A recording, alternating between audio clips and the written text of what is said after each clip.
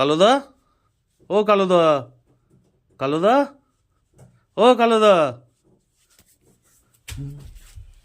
উঠো উঠো উঠো উঠো। বলি এখনো ঘুমোবে?